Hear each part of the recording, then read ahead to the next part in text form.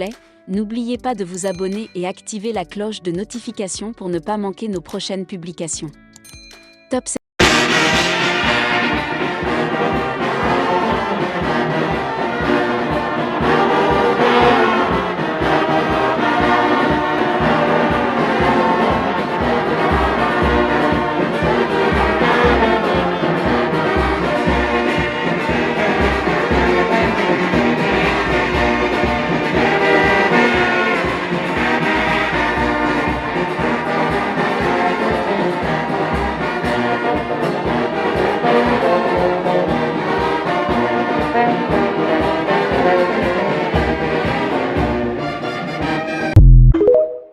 « 1921, 6 avril 2023, 102 ans depuis que Papa Simoki Mbangu a déclenché ce que d'aucuns qualifiaient comme un mouvement d'éveil spirituel dans son petit village de Nkamba.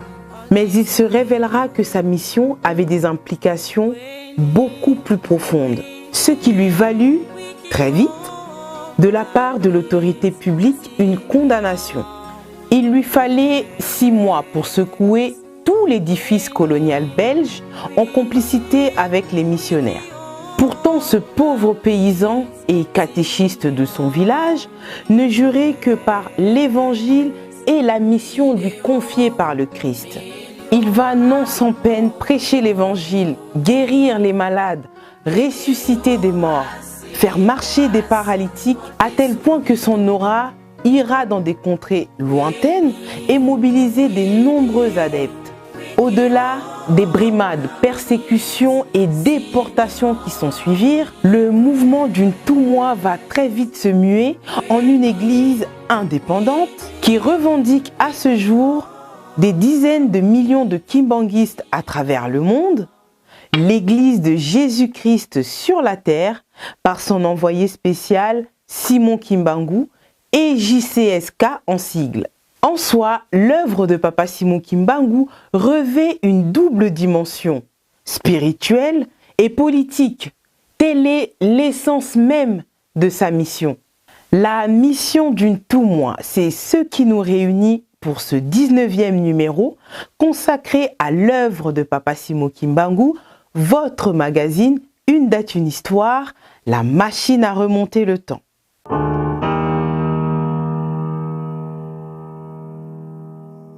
Depuis un moment, Papa Simoki Mbangu ne cesse de recevoir des visites d'un autre genre. Le Christ le plébiscite pour conduire son troupeau. Et l'histoire nous renseigne que c'est à la naissance de son fils cadet, Papa Diangenda Kuntima, en 1918, que les visites vont s'intensifier. Bien que peu de personnes soient au courant de la situation embarrassante que vivait Papa Simoki Mbangu, sa femme ne comprenait guère pourquoi il lui arrivait de monologuer, soupçonnant même un trouble psychique. Après plusieurs refus, Papa Simoki Mbangu décide de s'extraire de son milieu habituel, espérant même échapper aux visites intempestives du Christ. Il s'installe même à Léopoldville pour y gagner sa vie, mais tous ses efforts étaient vains.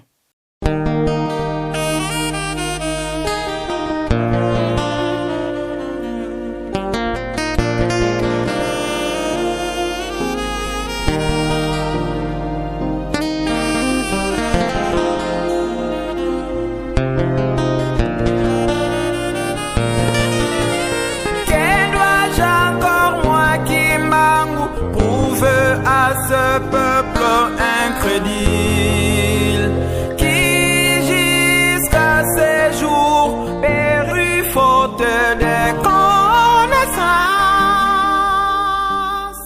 De tous les emplois rémunérateurs qu'il va trouver, il n'en tirera aucun bénéfice. De son poste de pointeur aux huileries du Congo belge, il ne sera jamais rémunéré, car son salaire fut étrangement retiré par un inconnu 3 fois de suite. Papa Simoki Mbangu décide de rentrer bredouille dans son village, rejoindre sa famille. Hormis quelques dons venant de ses amis et collègues, À la hauteur de Kassangoulou, un policier au nom de Mfunfu va lui ravir le maigre butin qu'il avait réservé à ses enfants, du poisson fumé.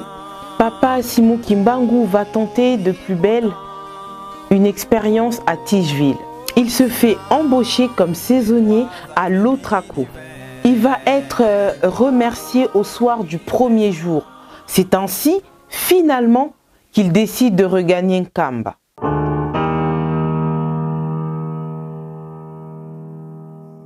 Pour comprendre ce qui s'est réellement passé le mercredi 6 avril 1921, il faut remonter le temps et faire un tour sous le toit familial et interroger son épouse à propos de la soirée du mardi 5 avril 1921.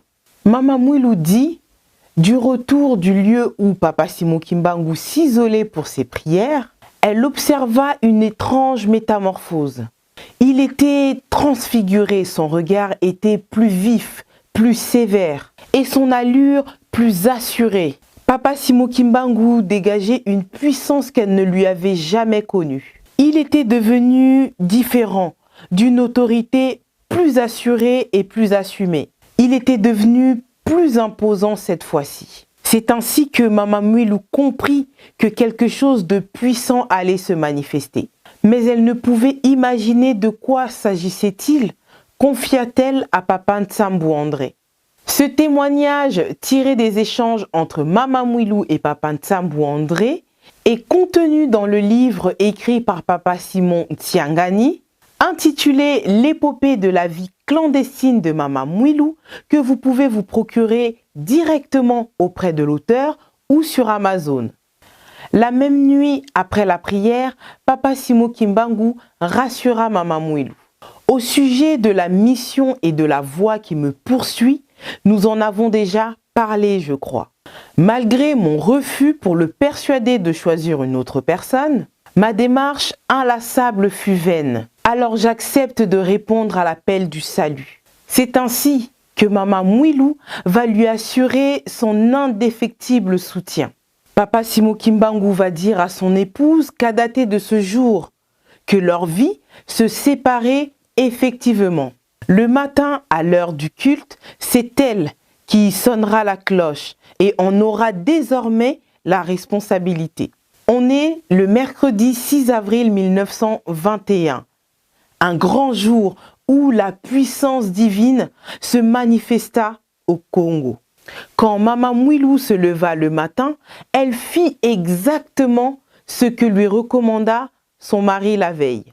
En effet, Papa Simon Kimbangu lui indiqua la façon dont elle devait cadencer le timbre de la cloche, lesquelles différaient désormais des précédentes. C'est cette manière de sonner la cloche qui est utilisée au sein de l'Église de Jésus-Christ sur la terre par son envoyé spécial Simon Kimbangu. Après le culte du matin, Papa Simon Kimbangu prit son fils aîné, Papa Charles Kisolokele, pour se rendre au marché de Ntsona.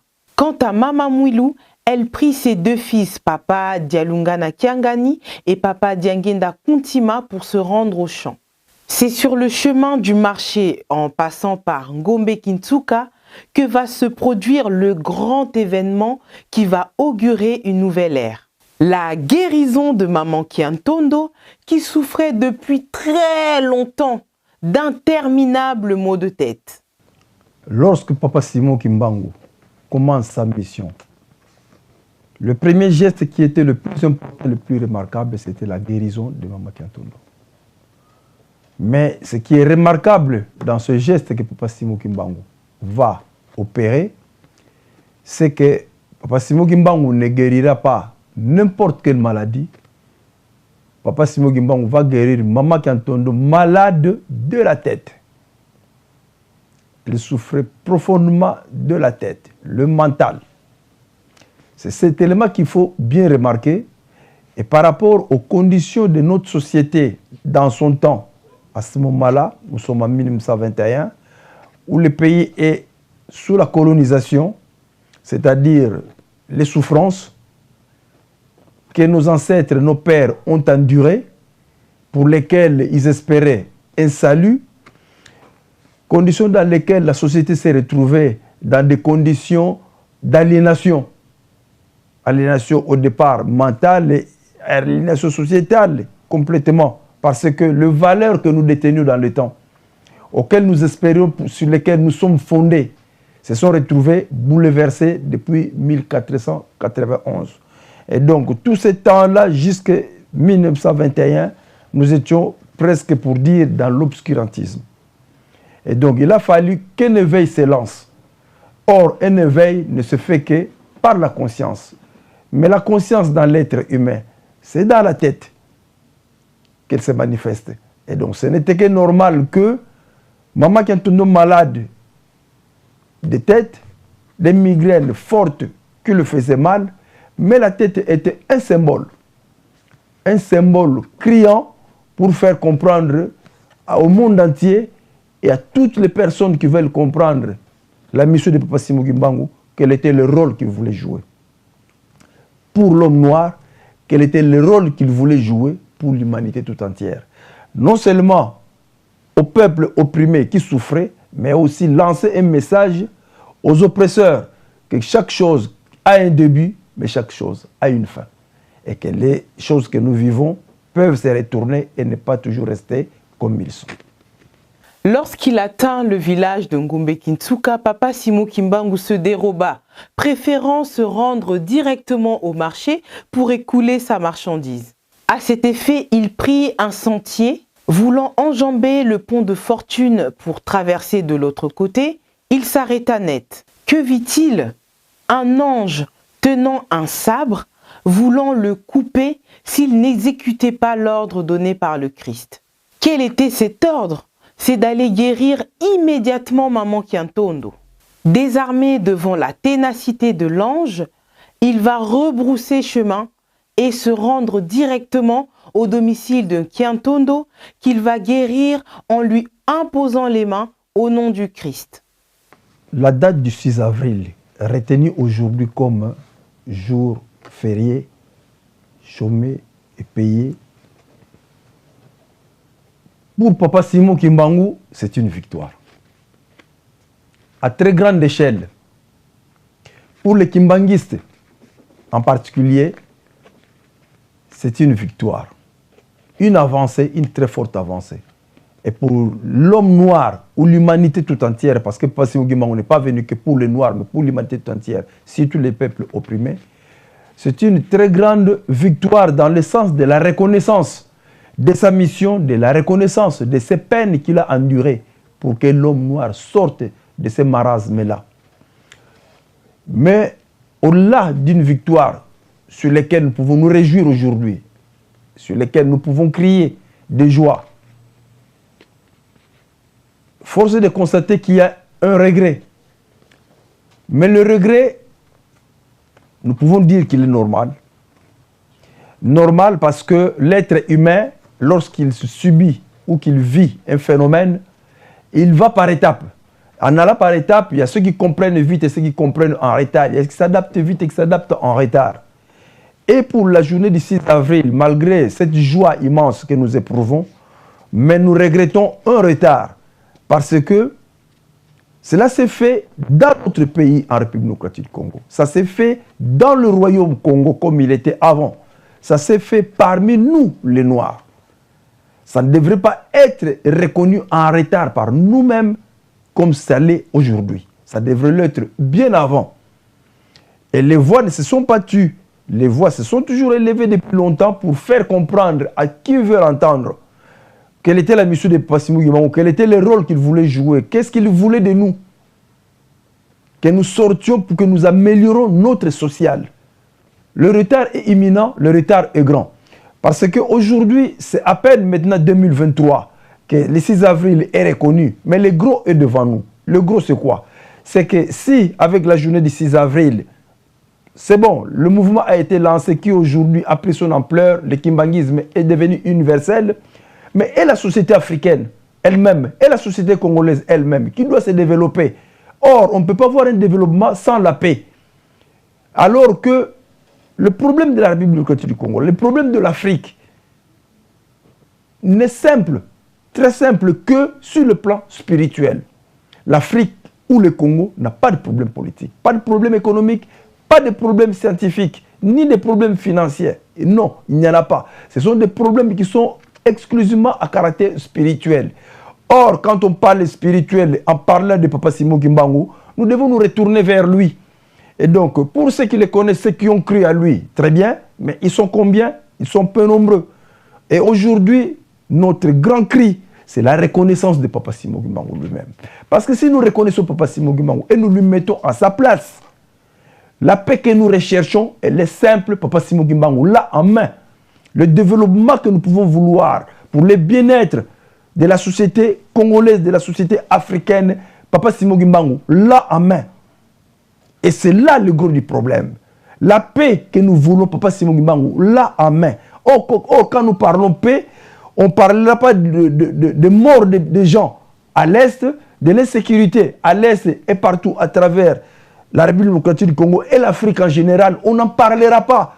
Nous mettons Papa Simoki Mbangu à sa place. Papa Simoki Mbangu nous guidera vers le devant.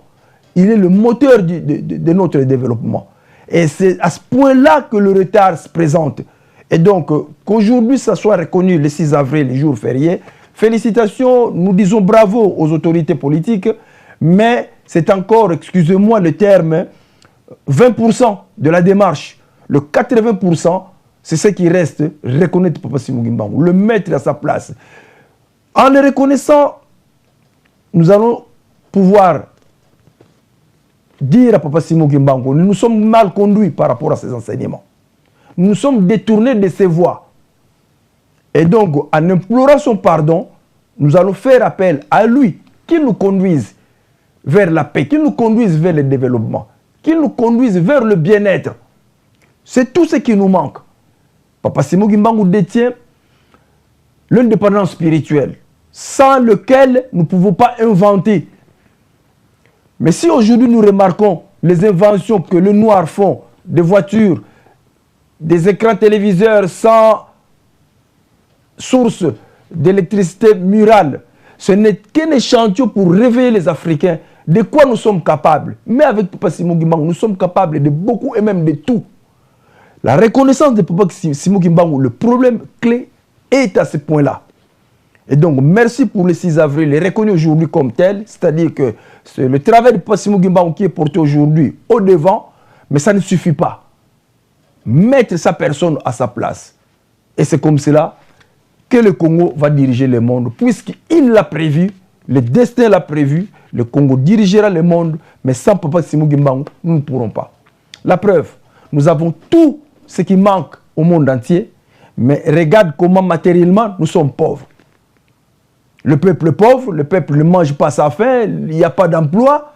Dans un pays où vous trouvez tout ce que le monde entier a besoin pour assurer un développement à toute échelle.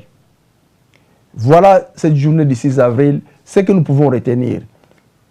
Merci beaucoup, nous sommes contents, mais c'est encore insuffisant, mais nous le crions vraiment insuffisant, parce que sinon, et les âmes qui meurent, nous en disons quoi?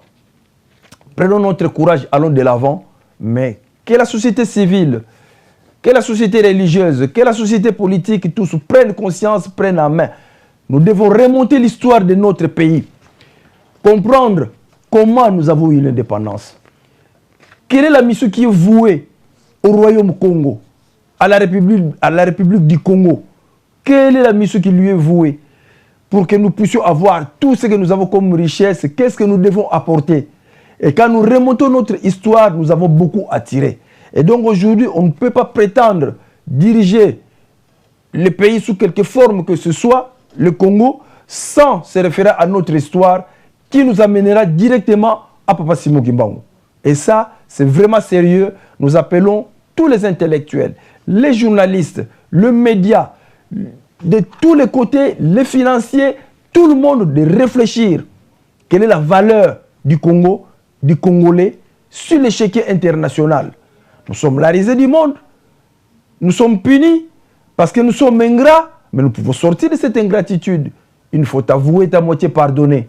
Et maintenant que nous prenons conscience, et maintenant que la journée du 6 avril est reconnue comme journée de prise de conscience Le combat de Papa Simon Kimbangu est de prise de conscience africaine, africains, congolais, levons-nous pour aller de l'avant. Nous avons l'avenir devant nous. Nous ne devons pas avoir peur. C'est plutôt le courage, mais mettre notre maître devant. Notre maître, notre guide de Papa Simon Kimbangu devant. Et alors, nous aurons ce que nous pouvons avoir. 6 avril est reconnu, merci. Mais nous attendons encore l'aéroport Simon Kimbangu. Nous avons le grand aéroport de Njili qui peut bien se débaptiser comme on a fait ailleurs. Et aéroport Simon Kimbangu, ce serait une très bonne chose. C'est la porte d'entrée à travers le monde. Le monde, quand il vient nous visiter, la porte d'entrée, c'est l'aéroport. Les projets, il y en a plein. Les suggestions, il y en a beaucoup. Mais dans notre âme, dans notre conscience, avec notre force, commençons par reconnaître Papa Simon Kimbangu. Que ce soit nous les kimbanguistes, que ce soit nous les croyants, que ce soit les non-croyants, Papa Simon Kimbangu s'impose. C'est Papa Simon Kimbangu, nous n'avons pas la paix, nous n'avons pas le développement. Mais personne ne veut vivre dans la galère que nous vivons aujourd'hui, sinon nous laissons quoi à nos enfants? Alors que l'hymne national le dit bien, que nous confie un pays, mais nous allons le bâtir et l'agrandir. Comment y arriver si nous mettons Papa Simon Kimbangu de côté, lui qui a été le moteur de tout? S'il est difficile pour certains de circonscrire la mission de Papa Simon Kimbangu, pour les avertis que nous sommes, nous pouvons le résumer par la lutte pour la libération des peuples opprimés. À vrai dire, la métamorphose qui se lisait sur le visage de Papa Simon Kimbangu en ce jour mémorable du 6 avril 1921 augurait une mutation profonde non seulement de son être appelé à se transcender, mais aussi il reflétait la révolution que l'homme noir devait subir. Et partant, toute l'Afrique en quête d'une libération profonde. Elle devinait aussi la victoire finale du combat qu'il menait sous 2 aspects, spirituel et matériel. Mama Mouilou, son épouse, l'avait très bien compris et décida de l'accompagner dans cette lourde mission. Cette abnégation de Mama Mouilou pour la pérennisation de l'œuvre de Papa Simon Kimbangu, c'est l'objet de notre prochain rendez-vous auquel nous vous convions ce 27 avril. Au commencement de mon ministère, n'est-ce pas, je vous les avais démontrés.